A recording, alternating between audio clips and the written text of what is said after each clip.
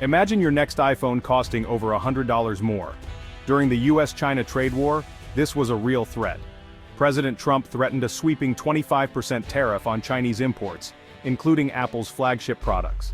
Apple, the world's most valuable tech company, was suddenly at the center of a global economic standoff. The tariffs aimed to protect American jobs and industries, targeting what the administration called unfair Chinese trade practices. But for Apple, with its deeply integrated global supply chain, this was no simple challenge. The company's business model, design in California, assembly in China, was under direct threat. Apple supports millions of US jobs, from app developers to retail workers. A blow to Apple could ripple through the entire US economy. The tariff threat forced a public showdown between the White House and one of America's most iconic companies. It raised tough questions about globalization and the balance between national policy and global business realities. Apple CEO Tim Cook faced a delicate task: protect his company without provoking the administration. His response would become a case study in corporate diplomacy. The heart of the issue was clear: tariffs meant to punish China would also hit American consumers and companies. This paradox fueled a heated debate about the future of global trade. The world watched as Apple and the US government navigated a high-stakes standoff. The outcome would shape not just Apple's future, but the future of tech and trade. The stakes were enormous, for Silicon Valley, for consumers, and for the global economy. The tariff threat was more than a policy dispute. It was a test of the modern economic order. The tariff threat was the climax of years of rising US-China trade tensions. The Trump administration sought to rebalance trade, citing a massive US deficit and alleged Chinese abuses. A 2017 investigation accused China of harming US intellectual property and innovation. This led to waves of tariffs and swift Chinese retaliation, escalating into a tit-for-tat trade war. What began with steel and agriculture soon engulfed high-tech products. Consumer electronics, initially spared, became bargaining chips as the conflict deepened. President Trump floated tariffs on $300 billion more in Chinese goods, smartphones and laptops included. Suddenly Apple was in the crosshairs. The threat was no longer abstract, it targeted the heart of the US tech industry. Apple wasn't just facing a tax, it was caught in a geopolitical crossfire. The US used tariffs to pursue tech leadership and national security. China fought to protect its manufacturing dominance. Apple, an American icon reliant on Chinese factories, embodied the contradictions of global trade. Its fate now hinged on unpredictable international negotiations. The trade war exposed the vulnerabilities of even the most powerful companies. Apple's predicament was a warning to all. In a world of great power competition, no business is immune. The company's future and the future of global tech hung in the balance. The next move would have global consequences. Apple's business model is a masterclass in globalization designed in California, assembled in China. Its supply chain spans the globe: memory from South Korea, screens from Japan, chips from the US and Taiwan. China is the heart of this system, with massive factories and a skilled workforce.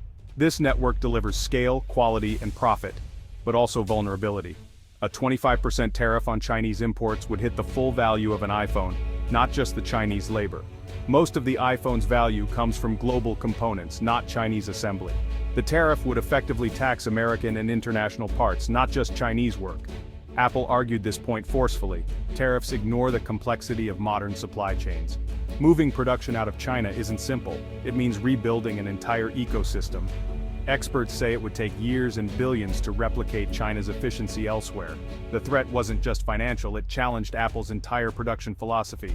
The global supply chain that made Apple a giant now exposed it to unprecedented risk. The tariff debate revealed how deeply interconnected and fragile modern manufacturing has become. For Apple, the stakes were existential. The world's most valuable company was suddenly at the mercy of global politics. The 25% tariff was a calculated move to pressure China. But for Apple, the consequences were immediate. Apple faced three bad options: absorb the cost, raise prices, or split the difference.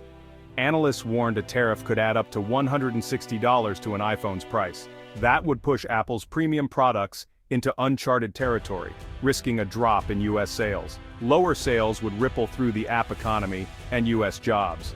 The tariff was, in effect, a tax on American consumers. Apple's main rival, Samsung, could dodge much of the tariff thanks to factories outside China, giving it a price edge. A policy meant to help US companies could end up boosting foreign competitors. The uncertainty was crippling, shifting deadlines and political negotiations made planning nearly impossible. Apple's long-term investments in supply chains and product development were thrown into chaos. The company scrambled to consider costly alternatives like new factories in other countries.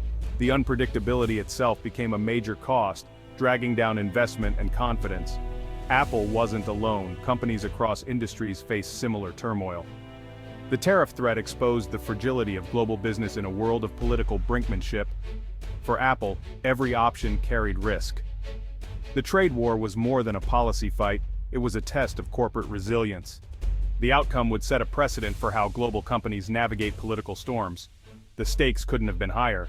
Tim Cook responded with a blend of quiet diplomacy and public advocacy. Instead of confrontation, he built a direct line to President Trump, meeting and calling regularly.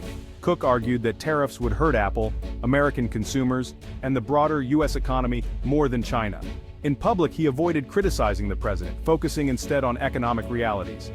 He emphasized 2 points: tariffs are attacks on Americans, and Apple's supply chain is global, not just Chinese. Apple filed formal objections detailing how tariffs would reduce its U.S. economic contribution and global competitiveness. Cook's data-driven approach reframed the debate, appealing to the administration's economic goals. Trump publicly acknowledged Cook's arguments, noting the risk of putting Apple at a disadvantage to Samsung. Cook's diplomatic efforts paid off. The threat to Apple's core products eased, at least for now. The episode showcased the power and necessity of CEO diplomacy in a world where business and politics are inseparable. Apple's strategy became a model for other companies facing geopolitical risk. The lesson in turbulent times: leadership and engagement matter. Cook's approach helped Apple weather the storm, but the underlying risks remained. The numbers behind the tariff threat were stark. Analysts estimated Apple would need to raise iPhone prices by 9% or take a 20% hit to earnings if it absorbed the cost. Either way, Apple's market share or profits would suffer.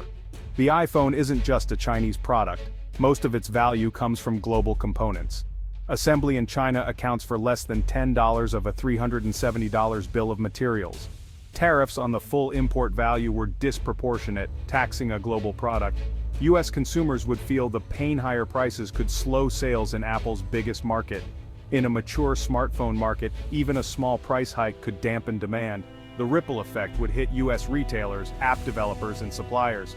Apple's stock price became a barometer for trade tensions, swinging with every new threat or negotiation. Investors saw the risk.